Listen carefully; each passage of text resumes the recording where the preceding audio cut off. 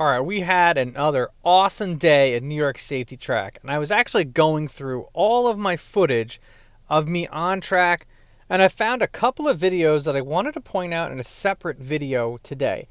I'm going to be showing you guys 2 laps of our friend Kemal. The first lap, just the raw video of me following behind him, and the second lap of me still following behind him. But we're going to go over some commentary to see where he can make some improvements.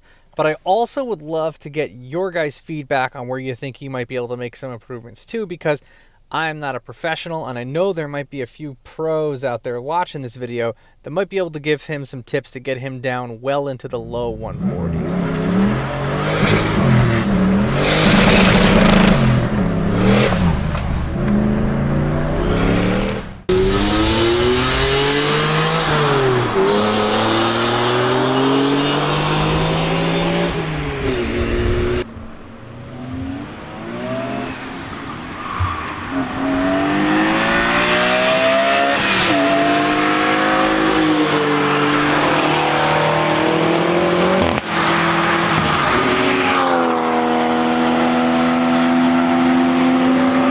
Just so you guys know, he knew I was behind him, and obviously he wasn't pointing me by because I actually did not want to get by him. I wanted to follow him for 2 laps and get it on video to really analyze his laps, which is what we did in these upcoming laps. After the second lap, he did let his arm out, and I did get around him, but I just want to let you guys know I'm not trying to get around him here. I actually wanted to stay behind him.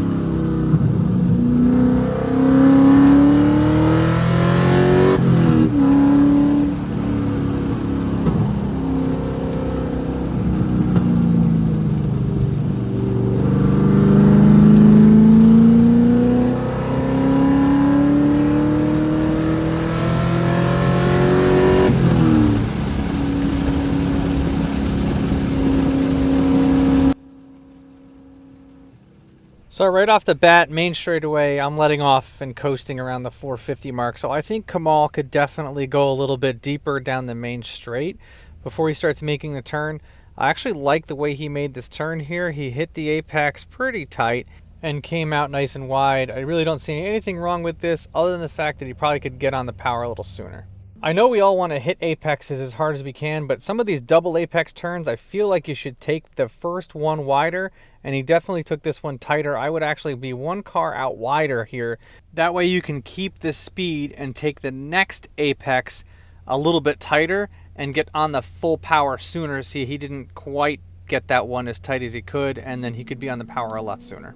And that all strings together through this section here where you could be going faster here before getting on the brakes, which he did just there. Maybe he could get on it a little bit later, but that's okay. The other key takeaway, and this turn is the same thing as the last turn, taking this one a little bit too tight when he should be taking it a little bit wider. And I always talk about rotation, steering with the throttle, especially with a rear-wheel drive car. Especially on this turn, I like to give it a little bit of gas sooner so the car can kind of almost like it's drifting, but not really.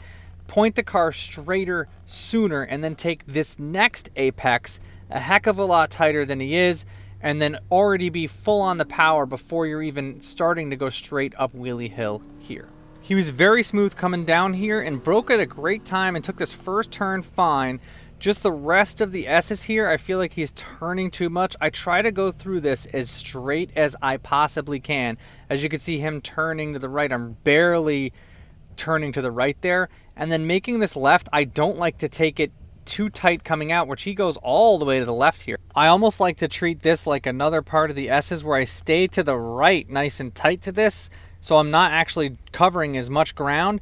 And then I come out of this next turn wider, then I open it up all the way.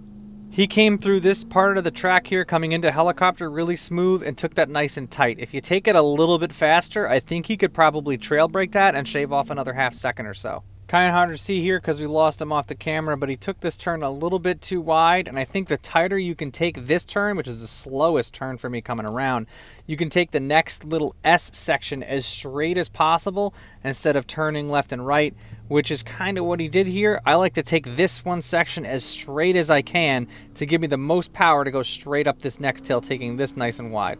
He did a good job here, staying on the curbing to the right there, and then cutting it to the left, which actually was probably his best part of the track was right here, and then he stayed to the right, got on the brakes, and then took this turn nice and tight and came out nice and wide, which is really probably his best section of the whole track. I only slowed down to about 51 miles an hour to catch him here, and that's about what I do when there's nobody on the track. Kind of hard to see far away, but Kemal likes to give me the old middle finger point by, which I always find hilarious.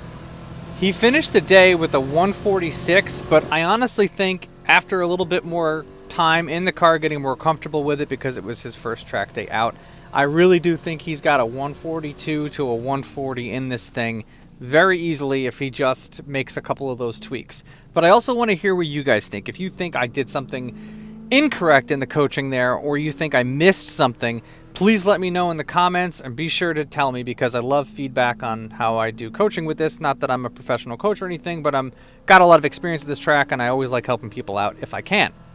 If you really liked my feedback on Kemal's lap and you would like me to give you some feedback on yours, be sure to shoot me a message with your lap on Instagram. If it's at New York Safety Track, I feel really comfortable giving tips on it because I have a lot of experience here. But even if there's another track, let me know. Maybe I could figure something out as well. I have a ton of videos on how I built my C5 Corvette to become a really good track car, even though it's a great track car from stock. So if you're interested in learning more stuff about that, make sure to subscribe to our YouTube channel here.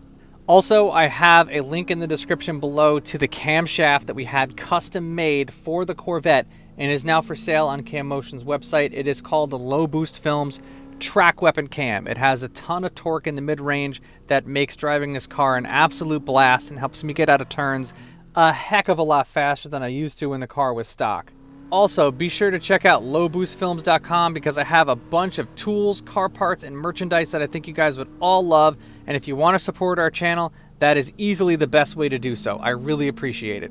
Also, if you just can't wait until next Thursday's video, be sure to check out these videos that I already have ready to go.